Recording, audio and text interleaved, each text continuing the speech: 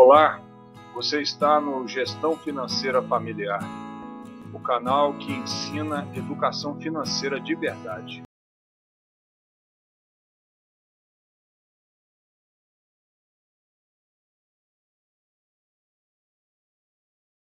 Anderson, bom dia. Bom dia, tudo bem? Tudo bem? Tudo bem.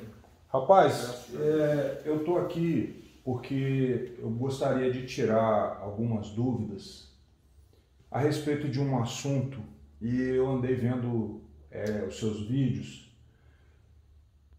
Na minha família tem algumas pessoas, né? A gente já está começando a pensar sobre isso porque a gente não sabe o dia de amanhã. E na minha família alguns bens e nós gostaríamos de saber qual seria a melhor opção para nós no que diz respeito a aquilo que você falou sobre planejamento sucessório. A gente tem algumas coisas e tal e a gente na verdade queria evitar problemas futuros e tal e buscar uma solução, vamos dizer assim, uma solução inteligente. O que você me orienta nesse sentido? É um assunto muito extenso, muito interessante e que está começando a trazer algumas mudanças na cabeça das pessoas, principalmente das pessoas hoje com idade de 50 em diante. Entendi. Que os pais já estão, vamos dizer assim, na tábua da beirada mesmo e tem alguns bens. No seu caso é diferente de outras pessoas. Tem empresários que têm muitos bens e ainda não tem essa mentalidade, né? Essa mudança de mentalidade, ainda continua aquela mentalidade assim, deixa morrer e depois que morrer vai para inventário e os filhos resolvam lá. Mas o que a gente tem visto é basicamente isso, né? As pessoas acabam tendo que resolver depois do acontecido, mas existe uma forma de antecipar isso? Isso existe, eu faço, já tenho pessoas que estão nesse planejamento sucessório, que nada mais é do que uma forma organizada de fazer em vida a sucessão desses bens. Entendi. Tudo aquilo que você adquiriu com muito serviço, com muito suor, você não deixa esse encargo todo, esse problema todo para os filhos e para os netos e para a esposa ou para o esposo. Não, você traz para cá hoje. De uma forma organizada e planejada, você define através de uma empresa esse planejamento sucessório, onde você vai elencar todos os seus bens e vai dizer assim, ó, eu tenho uma esposa, eu tenho 2 filhos, eu tenho um casamento que eu desfiz e tenho mais um outro filho ali. Então assim, você deixa de forma organizada como vai ficar os seus bens para os seus filhos, para os seus herdeiros. Então eu defino, mesmo depois da minha partida, aquilo que eu quero que aconteça. Na realidade, você define o que quer que aconteça e ainda pode até definir o que não quer que aconteça também, que é a dilapidação dos bens. Então você pode deixar tudo isso lá, já pré-definido, sem interferência de ninguém, porque assim, é você que é o dono, você em vida, você vai administrar essa empresa que lá estão os seus bens da forma que você administra hoje, com uma diferença, em vez de ser você pessoa física, é você pessoa jurídica. Estou entendendo, mas isso é uma coisa que, por exemplo, é acessível para todo mundo que tem bem ou somente para pessoas que têm alto poder aquisitivo ou que tem uma empresa? Como é que funciona? Olha só, a holding familiar, ela está enquadrada dentro da lei das SAs, que é a 6.404. O grande detalhe é que antigamente as pessoas só falavam em holding familiar ou planejamento sucessório para as pessoas que tinham dinheiro. E eram os caras ricos mesmo, eram os donos de empresas, os grandes empresários que conseguiam fazer isso. Hoje, com a tecnologia do jeito que está, com os meios digitais, a forma que as coisas são são divulgadas, são entendidas, são estudadas hoje, não. Hoje é acessível por uma pessoa que tem um imóvel e que ele tem um valor considerável. Então, é barato. É barato. É barato. Agora, por exemplo, a pessoa tem uma casa desse programa do governo, Minha Casa Minha Vida. Ela pagou aí durante 30 anos e a casa é dela.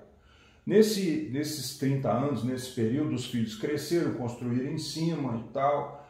Existe essa possibilidade de fazer essa doação? Porque geralmente nós somos brasileiros, né?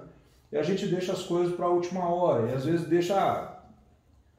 É uma síndrome... Do deixa para depois. Do deixa para depois. Isso é ruim. E existe essa possibilidade? Até num único bem desse porte aí, uma Casa Minha Vida, dependendo do valor, existe tranquilamente. Porque mesmo que você tenha um único imóvel e dentro desse imóvel tenha 2 filhos ou 3 filhos, isso vai tudo para dentro de uma empresa que vão ser transformados em cotas de capital, onde lá vai ser definido, 50% é da esposa, eu tenho 2 filhos, é 25 para cada um. E minha parte? E a minha parte? Não, minha parte eu não preciso nem colocar a minha parte, eu posso me colocar aqui como administrador, como titular, como o administrador desses bens, aqui até a minha partida. Então assim, é lícito, é legal, é fácil de fazer. É fácil de fazer. Entendi. E pelo jeito que você está me falando, parece que é até mais barato. É muito mais barato. Em relação ao inventário. Eu tive um problema não é problema, são coisas da vida, né? É que aconteceu na família a partida de um ente querido e, rapaz, quando teve que fazer o inventário, teve que pagar tudo de uma vez só. A gente não tinha a condição para fazer isso. Tinha um capital, fluxo de capital de giro no momento. E aí aconteceu de ter que vender o imóvel para poder... E aí a gente perdeu muito com isso. Vou te dar aqui um exemplo. Às vezes a pessoa mora num determinado bairro e hoje você sabe que com a chegada de empresas em muitos locais houve um boom imobiliário onde um imóvel que custava 250 mil, 300 mil, hoje você vai lá olhar, é 700, é R$1 milhão. Então assim, você pega hoje um bem que custa R$1 milhão, mas você vai ver na escritura que é 100 mil. Foi lançado 100 mil. Isso você diz o valor venal, o valor da escritura? É o valor da escritura, não é valor venal. O valor venal é o valor que a prefeitura define para cobrança de IPTU e outros impostos. Mas o valor da escritura... O valor da escritura é outra coisa. O valor da escritura normalmente tem que ser o quê? Tem que ser o valor da aquisição da compra do bem. Então, por exemplo, eu comprei um bem que está escriturado por 100 mil, só que hoje ele vale R$1 milhão. É o valor de mercado dele hoje. O valor hoje. de mercado dele hoje é R$1 milhão, mas ele está escriturado na época que valia 100 mil. Se eu levar isso aqui e deixar isso aqui para os meus filhos fazerem inventário, eles vão perder desse R$1 milhão R$400 mil com impostos, taxas e honorários advocatícios.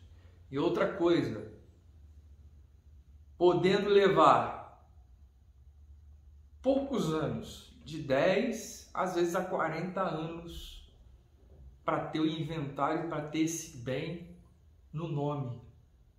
Sendo que o planejamento sucessório, sendo que a holding familiar, você já faz isso em vida. O valor de aquisição é o valor do capital social. O ITBI, que é o ISTI, você não precisa pagar. Os bens, você faz a doação, não dos bens, mas faz a doação das cotas dessa empresa para os seus herdeiros, filhos, que na realidade, quando você vai ver, o que sobrou para ele pagar quando eu falecer? Eles vão pagar 4% de 100 mil e não 40% de 1 milhão. Rapaz, então, aqui, é muita diferença. É muita diferença. aqui no decorrer dos anos, você tem o bem, muitas vezes o bem ele te traz um aluguel, então você consegue pegar o próprio aluguel e ir fazendo a manutenção dessa empresa, dessa holding, sendo que aqui não, aqui você tem que vender o imóvel. Quando você quiser vender o imóvel rapidamente, o juiz vai liberar, você vai vender ainda com um deságio, o imóvel vale 1 milhão, as pessoas vão querer pagar 600 mil, você já vai perder. O restante do dinheiro você vai pagar em impostos, em ITBI, você vai pagar em honorários. Quando você vai ver, você não pode morar no mesmo bairro, você não pode morar na mesma casa, você não pode morar no mesmo padrão de vida que você tem. Você tem que ir para outro bairro, onde o valor que sobrou para você, 400 mil, 450 mil, não te dá condições mais de morar onde você sempre morou, onde seu pai trabalhou para ter. E adquirir esse bem aqui, fruto de trabalho, que fica na mão de quem? Do governo e dos honorários de advogado. Infelizmente, não estou falando mal de advogado, mas ele trabalha, ele tem que receber. Só que se a gente mudar hoje a nossa mentalidade, que é a sua, que já está querendo organizar isso é uma organização, isso é planejamento sucessório. Eu organizo em vida como vai ser o que eu vou querer quando eu sair deste mundo e ir para um outro. Então, quando eu falecer, ninguém quer que ninguém falece. Se alguém falar para mim que... Mas não tem jeito, né? Que quer que alguém falece, eu costumo dizer o seguinte, quem quiser passar na minha frente, eu dou até uma gorjeta. Mas vai chegar um dia que nós vamos ter que sair dessa vida e ir para uma outra. Mas eu quero deixar o quê? Organizado de uma forma barata, uma forma que eu consiga e que eu não perca meu padrão de vida. Uma forma inteligente, né? Vamos dizer. É, uma forma inteligente hoje, porque hoje a gente só fala em inteligência, a gente fala em engenharia de financeira, engenharia civil, engenharia de projeto, engenharia. Isso aqui é uma engenharia. É uma engenharia familiar, é uma engenharia, um mecanismo de planejar para quê? Para que os meus herdeiros, para que os meus filhos, os meus netos não assumam o quê? Uma dívida e percam aquilo que eu batalhei tanto para ter. Mas, então, deixa eu ver se eu entendi. Eu vou pegar os bens que são meus ou da minha família, ou quem é o proprietário do bem, que está em pessoa física. Sim. Aí nós vamos constituir, então, uma pessoa jurídica, ou seja, abrir uma empresa, dentro do que você falou, que é a lei das SAs, né? Se eu estiver errado, você me corrige. Sim. E eu vou pegar esses bens, eles entram como capital dessa empresa. É isso? Exatamente. Tá. Aí ele entra como capital dessa empresa. Que segurança que eu tenho nisso? Eu vou perder os bens, a pessoa perde o direito, alguém tomar isso? Como é que funciona isso? Não, na realidade você não perde nada, né? Vamos lá, como você mesmo disse, você tem os seus bens já descritos no seu imposto de renda. Você já tem os seus bens descritos no seu imposto de renda.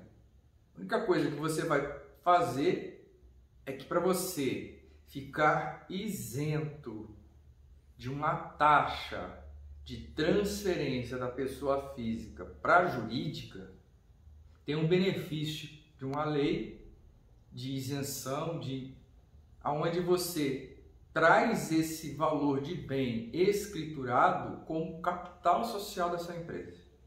Então, olha lá, estava escriturado em 100 mil, eu trago como capital social os 100 mil desse bem à pessoa jurídica, a uma empresa, seja empresária individual, seja IRELI, seja limitada, seja SA, não importa a modalidade ou a forma, você vai trazer isso para dentro de uma empresa, aonde os 100 mil reais, eles podem se transformar em 100 mil cotas de R$1.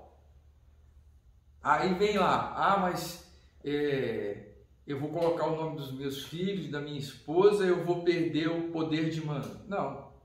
Você tanto pode ser o sócio da empresa, como você pode ser o único dono da empresa, você vai continuar administrando, ou você vai ter uma empresa limitada onde você depois vai colocar os seus filhos e a sua esposa, você vai fazer a doação dessas cotas, não é mais da casa, é das cotas do capital, para os seus filhos, e você continua como a gente costuma dizer que a gente faz um gravame, uma escritura às vezes de que mesmo me ajuda, não é administrador, não é fiel depositário. Eu vou lembrar daqui a pouco. Aonde você continua administrando, onde você continua tendo o poder de mando, tudo ao seu favor. É como se fosse usufruto? Exatamente, é esse termo. Você passa dentro do próprio contrato, você escreve que você vai ser o administrador, o usufrutuário, é tudo com você. Pode ter 10 pessoas no contrato social, mas o poder de mando, enquanto você estiver em vida, ele é seu. Então, o que você está me falando que no contrato social, então, é que vai ficar determinado todas essas coisas aí, vai ficar tudo amarrado a isso aí. E existe cláusulas legais para isso? Como é que funciona isso aí? No outro vídeo que eu gravei, traz algumas dessas cláusulas que tem que ser colocadas, que é sua garantia. É a garantia da pessoa que fez esse patrimônio crescer, que trabalhou, que conquistou isso. Então, de certa forma, o nome holding vem disso aí, por causa da proteção que essas cláusulas dão. Eu não sei inglês, isso. Mas holding ou holding é o quê? É proteção, é blindagem, é guarda, segurança. É segurança. Então, o nome holding ou holding familiar vem disso. De você trazer para dentro de uma estrutura que nós ainda não somos comumente, as pessoas não são comumente falando, gostam de falar ou gostam de ter, tem que ter uma empresa e guardar isso lá. Não, mas as pessoas precisam entender que isso hoje é a forma mais barata e uma forma bem garantida, bem salvaguardada de não ter problema. Porque às vezes eu conheço gente que ninguém pensa que vai ter problema na vida. É verdade. Ninguém pensa que um dia... Sempre vai acontecer com os outros, né? Vai acontecer com os outros, comigo nunca vai acontecer. Então, assim, eu conheço pessoas, empresários que tinham um certo patrimônio, fez uma holding, passou 5, 10 anos depois, teve um problema da empresa, que a empresa faliu, os bens dele ficaram guardados. Ele não procurou fazer a falência, ele não previu isso, não, é o mercado, olha como é que está o mercado hoje. Mas o que acontece? Ele teve o quê? Ele soube planejar, ele soube fazer, e isso resguardou os bens dele e da família. Parece interessante, né? Isso guardou os bens da família dele. É diferente de eu ter um problema judicial hoje e querer fazer uma holding para guardar isso. Não existe blindagem nenhuma que isenta esse tipo de bem. São duas coisas diferentes. Agora, quando você planeja lá atrás e você vem trazendo, é administração. Você vai ter um contador, mas dependendo para você ter uma ideia. Por exemplo, é um tipo de empresa que você não vai movimentar nada nela. Qual vai ser o faturamento dela? 0. O que ela vai mexer por mês? 0. Então, assim, vão ter 4 ou 5 coisas que são obrigações acessórias que o contador vai ter que fazer e entregar ao governo, que a sua empresa vai ficar ali limpinha, bonitinha, sem problema nenhum. E isso é mensal ou eu posso combinar com contador? Como é que é isso? Hoje em dia, para esse tipo de empresa, você chega num contador que você tem uma afinidade ou o amigo de um amigo seu conhece um, você define com ele uma taxa mensal, uma taxa anual para fazer todo esse tipo de serviço e acabou. Porque senão são coisas diárias de uma empresa que você tem empregado, que você tem nota fiscal. Não tem nada disso. É só manutenção. É manutenção de obrigações acessórias que o governo me pede para fazer. Então, assim, se eu não fizer, eu sou passivo de multa. Mas eu fazendo tudo isso, Eu conheço hoje contadores que cobram anualmente R$ 1.200 para manter uma empresa dessa. Nós estamos falando em R$ 100 mensais. Barato demais. Se você for colocar isso na ponta do lápis, em virtude dos R$ 400.000, dos 400 mil, o desgaste emocional que você vai ter. Você não vai ter, não. Às vezes você pode ter se a sua esposa morrer. Mas se você morrer, olha só, você vai evitar brigas entre os filhos e herdeiros, depreciação do bem a ser vendido, diminuição da carga tributária dos impostos incidentes sobre os bens. Porque quando a gente faz um inventário, ou a gente faz uma doação, ou qualquer outro tipo de coisa, o valor que o governo vai aplicar sobre o bem não é os 100 mil reais que a gente faz na rua, é sobre R$ 1 milhão. Meu Deus. Agora me diz uma coisa, isso aí tá claro, acho que só quem não quer ou tá muito bloqueado para poder ver as vantagens dessa modalidade aí. Para eu fazer, o que eu preciso fazer? Eu preciso procurar quem? Para fazer esse contrato social? Como é que é isso? Me explica aí, porque assim, está definido, é isso que nós vamos fazer. Mas como é que onde que eu vou? Me orienta aí, quais documentos que eu preciso? Olha só, a gente quando vai tratar de coisas nossas, a gente sempre trata com uma pessoa que a gente tem muita afinidade ou muita confiança. A gente pode até falar assim, tem um conhecido que tem um advogado, é muito bom, mas ele trabalha com holding familiar. Não. Ele tem um conhecido que é contador, ele conhece holding, ele trabalha com holding, ele vive holding, ele faz isso para outros clientes. Especialista, então, você está Então, assim, a pessoa tem que ser um especialista e entender sobre holding. Se a gente for, eu vou falar até uma coisa aqui, que assim, até nós mesmos como contadores, existem contratos sociais que muitas vezes a gente precisa do advogado, precisa da anuência dele, porque o poder, o governo define que precisa de assinatura de um advogado. Então, muitas vezes a gente trabalha junto com um advogado, mas ele não entende a fundo sobre a holding. Mas quando eu passo para ele as cláusulas de proteção que eu quero, as condições, as cotas, ele vai fazer para mim e vai me ajudar a pré-definir. Vamos lá, você tem um advogado que é seu conhecido, mas ele não sabe fazer. Eu sou contador, sei fazer. Vamos conversar nós três. Porque ele vai ajudar. E ele vai acabar, às vezes, até vendo uma outra... Ver uma oportunidade Ele nisso. também vai ver uma outra oportunidade. Como contador também pode ter uma outra oportunidade aqui.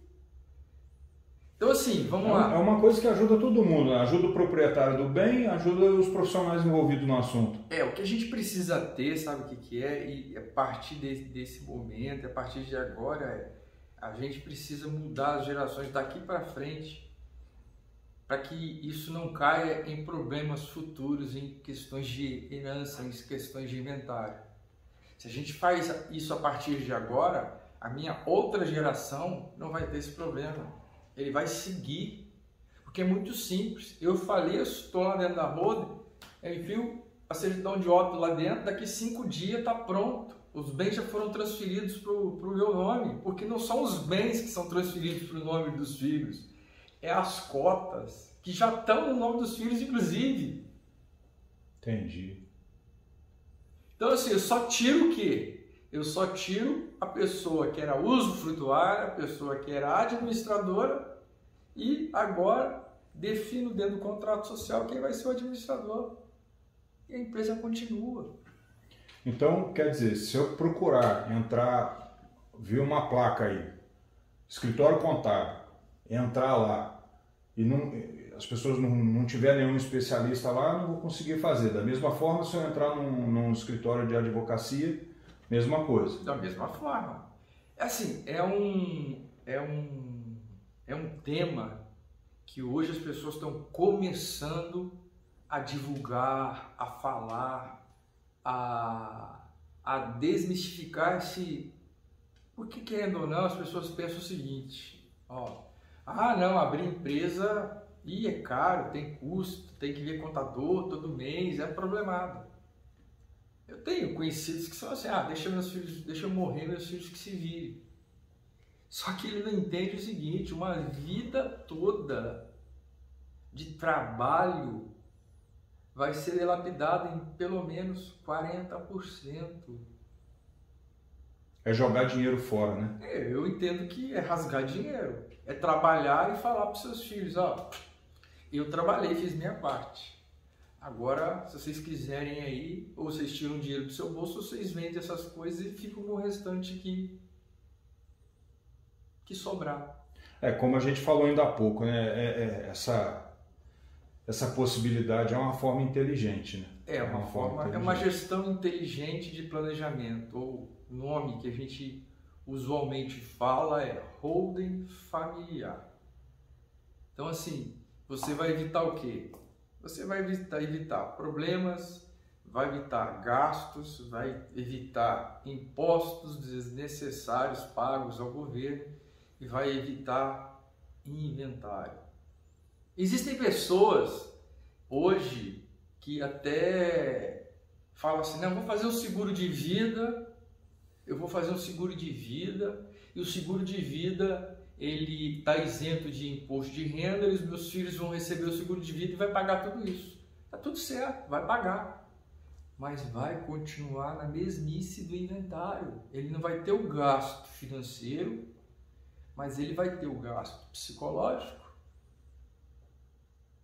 os danos à herdeira ou herdeiro pai ou mãe, aos filhos, as brigas, entendeu? Então, às vezes o inventário leva de 10 a 25 anos, às vezes 35 anos, às vezes 40 anos. Já vi casos de pessoas que o inventário estava quase no final, a mãe falece, entra em inventário novamente. Para que isso? Se hoje você consegue fazer de uma forma organizada e centralizada, bem planejada, bem inteligente, isso tudo sem ter esses desgastes todos. Então, assim, isso aqui é futuro, mas é um futuro bem presente hoje. Entendi. Bom, Anderson, eu só tenho a agradecer o seu tempo, a sua disponibilidade, as explicações que você está me passando, elas são extremamente importantes. Antes eu tenho um compromisso, mas tem mais alguma coisa que você gostaria de me falar e tal? A primeira coisa que, se você tiver um conhecido, uma pessoa que faz a holding, ele vai sentar com você e vai fazer um estudo de viabilidade. Você vai trazer para ele o quê? O seu imposto de renda, os seus bens, tudo que você faz com o seu contador, muitas vezes com o seu imposto de renda, você vai levar para ele, ele vai fazer um estudo de viabilidade e vai falar, ó, nós podemos fazer dessa maneira, isso aqui, isso aqui, isso aqui. Isso vai estar lá descrito, você vai colocar as cláusulas que você quer. Se meu filho falece e a parte dele, não, tem cláusulas que você vai colocar no contrato social, que as cotas do filho que faleceu, que teve algum tipo de problema, que foi antes de você, voltam para você e você vai redistribuir ou vai passar. Mas a mulher do filho. A mulher do filho é outra coisa. É outra coisa. Ela tem direito ao que eles conquistaram lá fora, ao que eles fizeram lá fora. Agora, com relação a essa empresa, a essas coisas aqui, isso é da família. Por isso que é holding familiar. Excelente. Meu amigo, muito obrigado. Obrigado. Abraço. Olha só, se você ouviu a nossa conversa, gostou do tema, tem dúvidas, tem algumas perguntas, curta esse vídeo aí, deixe seu comentário, seu like, nós vamos ter o maior prazer em responder. Um abraço, fique com Deus.